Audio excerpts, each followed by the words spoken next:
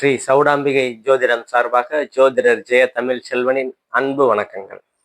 இன்னைக்கு நம்ம என்ன பார்க்க போறோம் அப்படின்னா, குரு பெயர்ச்சி. குரு வந்து வருடத்துக்கு ஒரு முறை நகரக்கூடிய கிரகம். ஒரு வருடம் முழுதும் ஒரு ராசியில தான் சஞ்சரிப்பாரு.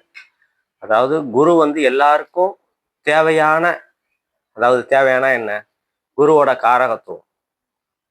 குரு தான் வந்து காசை கொடுக்கக்கூடிய கிரகம், தனக்காரகன்னு சொல்லுவோம்.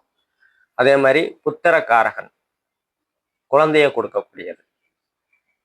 அதாவது என்னென்ன அதாவது செல்வங்கள், அனைத்து செல்வங்களையும் குரு கிட்ட, குரு பார்வை கோடி நன்மைன்னு சொல்லுவோம். அந்த குரு கிட்ட இருக்கிற வர கதிர்வீச்சு நம்ம லக்னத்துக்கும் லக்னாதிபதிக்கும் பட்டம்னா பாக்கியம். குரு பார்க்கக்கூடிய இடங்கள், அது எல்லாமே வந்து வளர. குரு எந்த இடத்த பார்க்க, 2ஆம் இடத்தை பார்த்தாருன்னா தனம் நல்ல அளவுக்கு வரும், பொருள் நல்ல அளவுக்கு ஈட்டுவாங்க அவங்க. அதே மாதிரி 1, 5, 9 திரிகோண வீடுன்னு சொல்லுவோம். அந்த வீட்டில் உட்கார போது உங்க லக்னத்தை கண்டிப்பா பார்க்கக்கூடிய அமைப்பு இருக்கும். அதாவது 5ஆம் இடம் அதிர்ஷ்டத்தை குறிக்கக்கூடியது. நல்ல சிந்தனை, நல்ல எண்ணங்களை குறிக்கக்கூடியது. அந்த 5ல் இருந்தாருன்னா உங்க லக்னத்தை பார்ப்பாரு. லக்னத்தை பார்த்தாருன்னா, லக்னம்னா நீங்க, அந்தஸ்து, கௌரவம், மதிப்பு, மரியாதை, அது எல்லாம் குரு பார்த்தாருன்னா அதெல்லாம் ஒரு படி உயரக்கூடிய அமைப்புகள்லாம் வந்து கிடைக்கும். இப்போ குரு வந்து உச்சமடைய போறார். அதுதான் இந்த சிறப்பு. குரு பயிற்சியோட சிறப்பே அதான். கடகராசியில குரு வந்து உச்சமடைவார். ஒரு வருடத்துக்கு உச்சமான குரு வந்து 5, அதாவது அவருக்கு பார்வை, சிறப்பு பார்வைகள் வந்து 3 பார்வைகள், 5, 7, 9. இந்த 3 பார்வைகள் வந்து குருவோட பார்வைகள், சிறப்பு பார்வைகள்னு சொல்லுவோம். அந்த 5ஆம் பார்வையா விருச்சக வீட்டை பார்ப்பாரு, அதாவது விருச்சக ராசியை பார்ப்பாரு. 7ஆம் பார்வையா மகர ராசியை பார்ப்பாரு. 9ஆம் பார்வையா தன்னோட வீட்டை, தன்னோட ராசியை, மீன ராசியை குரு பார்ப்பாரு.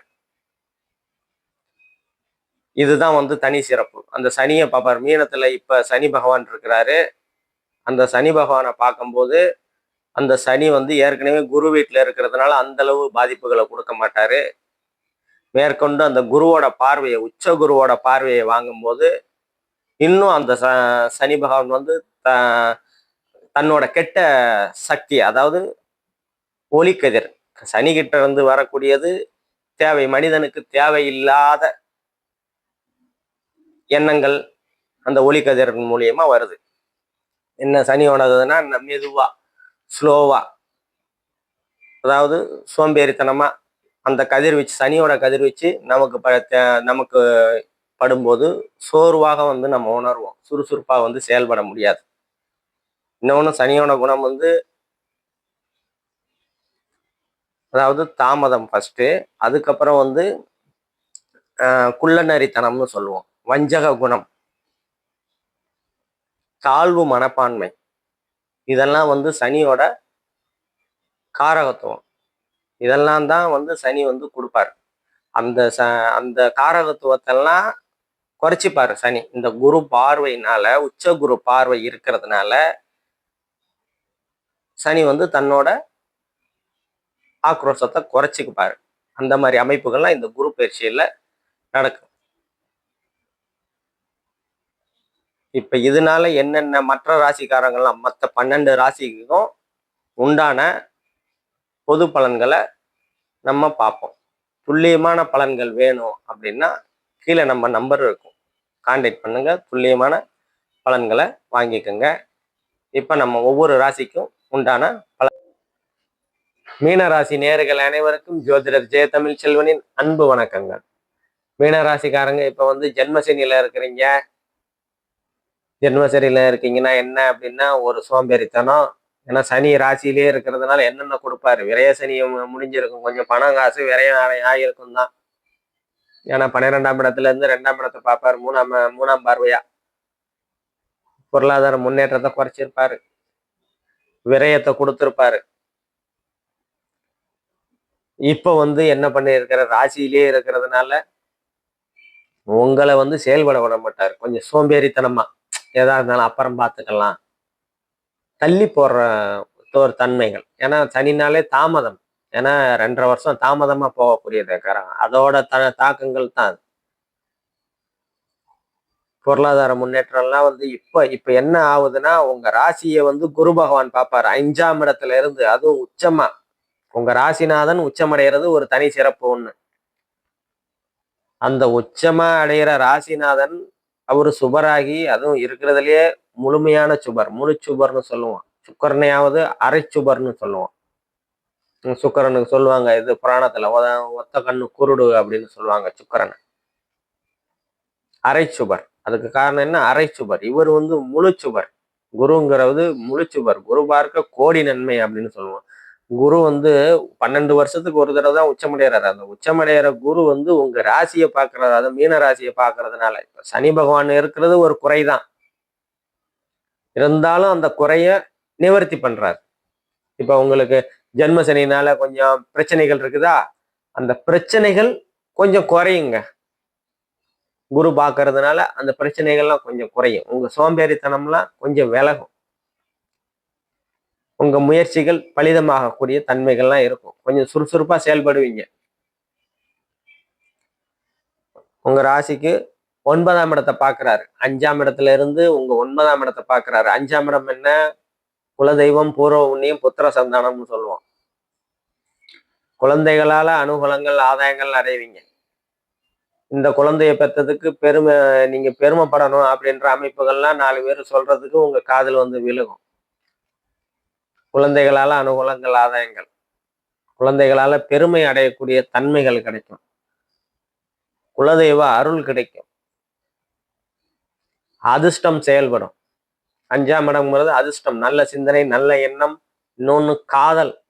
ஏன்னா இளைஞர்களுக்கு இன்னைக்கு முக்கியமான விஷயம்ங்கிறது காதல் அப்படின்ற இடமும் 5ஆம் இடத்தை தான் குறிக்கும்.